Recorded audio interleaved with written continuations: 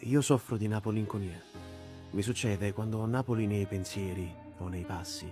Sono felice e improvvisamente divento triste. Ma non è tristezza vera, eh. Cioè, dicesse più che è felicità vestuta malinconia. La gente viene a Napoli per essere felice e si alleggerisce della tristezza, dei tormenti. È come se li lasciassero per strada. E tipo il caffè sospeso, io passo e automaticamente mi piglio il sentimento che hai lasciato là. Per questo belle e buone sono triste per un amore che non ha mai vissuto. Come manca una femmina che non ha mai amata. E voto, che ogni lacrime che questa città la dà lassà. Io, che non la lasciasse mai. Ma che sicuramente è capitato pure a voi. Ecco, questa gioia che non vive senza tormento, per me è il sentimento napoletano.